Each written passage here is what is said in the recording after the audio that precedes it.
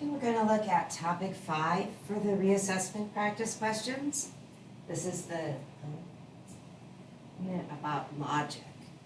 The first question says that Mr. Benton's first period class has been growing. In 2017, he had 25 students. In 2018, he had 28. And in 2019, he has 31 students. He expects to have 34 students in 2020. What kind of reasoning is this? So to answer that, what kind of reasoning it is, we need to know what the two types of reasoning are. Let's take a look at them. We have inductive reasoning and deductive reasoning. Inductive reasoning is when you make a conclusion based on past events. You're looking at a pattern.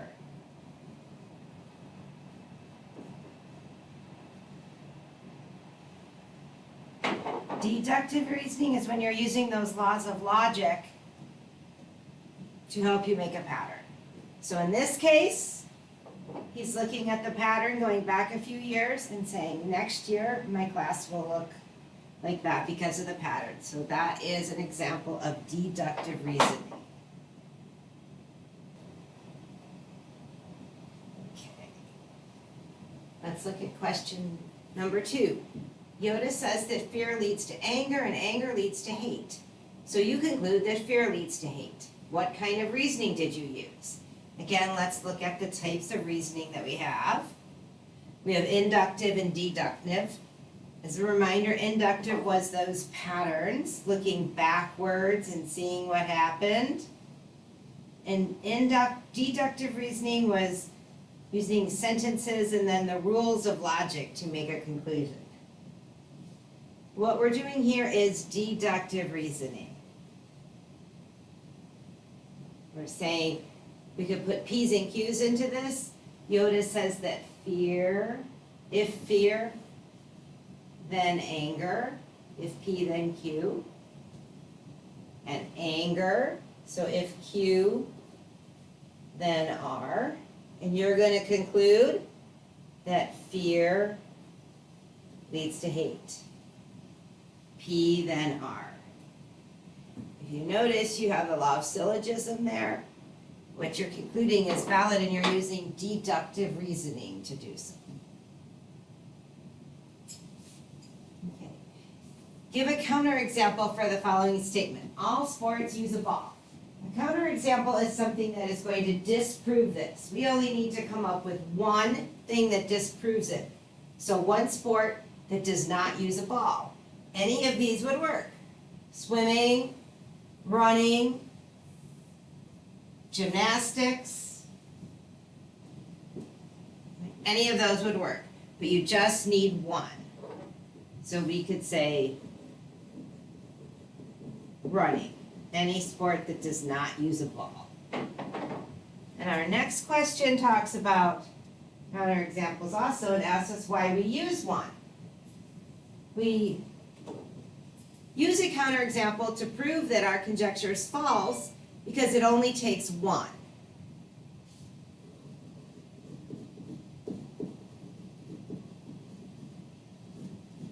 One counterexample.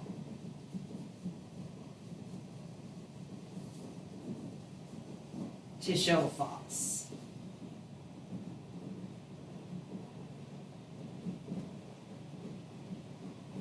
So if we can come up with one example that disproves it, your whole theory is disproved.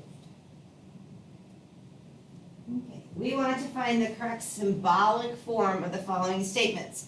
When you see these words, symbolic form in logic, it's talking about adding P's, Q's, the symbol for not, maybe the symbol for and or. Okay.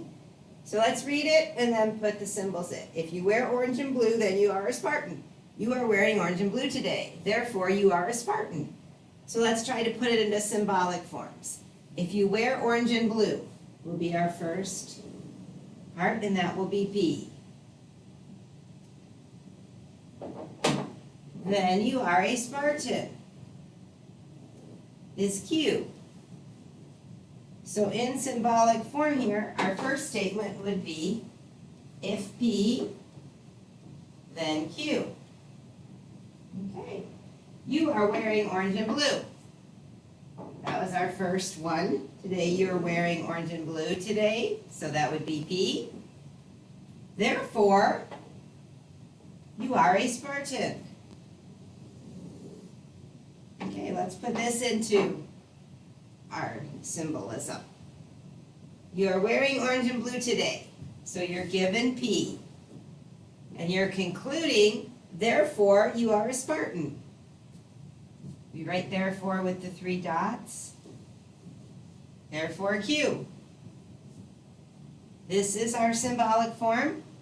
And you should hopefully recognize that as being the law of detachment. Okay.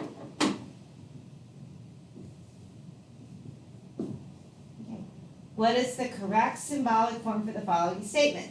Same type of a question. We're adding in P's and Q's and any knots or other symbols that we need. So let's have a read through it and see what we're dealing with. If it's snowing, school will be canceled. Okay. So we'll start with if it's snowing being P, and then we'll say school will be canceled. School will be canceled is Q. So we're starting off our symbolism here with if P, then Q. Now we're told that school is canceled. So that is exactly what our Q was. School is canceled will be Q. Then Mr. Benton will make hot chocolate. We have another variable in here. Mr. Benton is making hot chocolate. So we're going to call that R. And our symbolism here will be if Q, then R. Okay. And our third statement is, if it is snowing, then Mr. Benton will make hot chocolate. If it is snowing is our P, and Mr. Benton will make hot chocolate is R. So our symbolism here becomes if P, then R. This here is symbolic form of those sentences, and hopefully you recognize that as the law of syllogism. In other words, you are linking together the Q and getting rid of it and going straight to saying if P then R. And that's what we have at the end, if P then R. Okay. Which is a valid conclusion that can be drawn from the following statements. We're given some statements, so we're going to go ahead and put them into P's and Q's and say what we can conclude from it. If a student gets all A's, then they are on the honor roll. Okay, so if a student gets all A's will be the P, then they're on the honor roll. Honor roll is Q. So in symbolic form here we have if all A's, then honor roll. If P, then Q. We are now told that Jenny got all A's. That's P. All A's and all A's. So we're told P. What can we conclude? We can conclude Q. The law of detachment. Since we're given our question in sentences, we need to answer it in sentences. So what does our Q stand for? Our Q stand for means that Jenny is on the honor roll.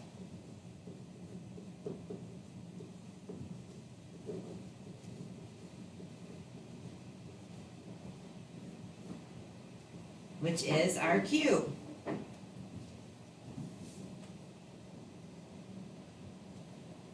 And another one, what's a valid conclusion that we can draw from this?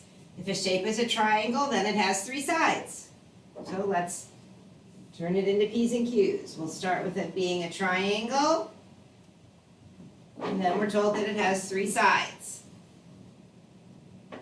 So our form here is if P, then Q. If a triangle, then 3 sides.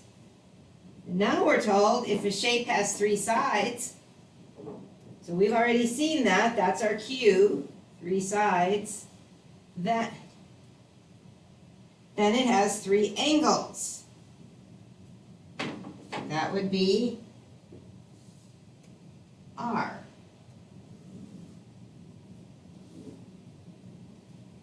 So it has 3 sides. Now we're being told another idea about it, that it has 3 angles. So now we know if Q, then R. And we want to know what conclusion we can make. So this we can see is the law of syllogism. And we can link those Q's together and go ahead and make the statement if P, then R. And if we write that out in words, we would say if a shape is a triangle, if it's a triangle, then R, meaning it has 3 angles, then 3 angles. Or R means if it's a triangle, then it has 3 angles. Okay, Venn diagrams. There's a lot going on this one, so let's try to figure out what it's asking us. We have 4 different instruments. They're all kind of interconnecting. Which region represents students who play only the flute and the bassoon? So if I highlight for you the people who play flute, it would look like this. And the people who play bassoon would look like that. We want the words only, both of them, so it has to be both. Meaning, this part in the middle or section 3.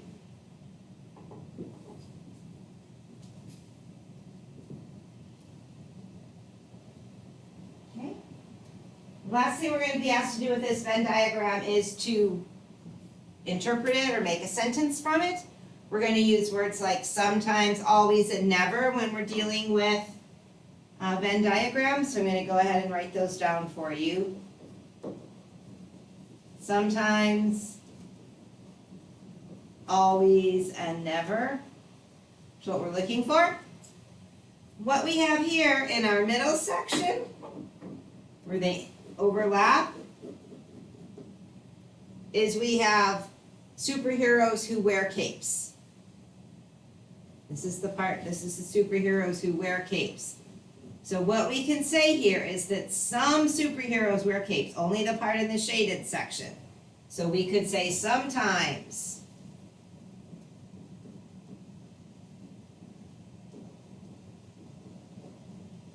superheroes wear capes. That's one thing that Venn diagram is showing us.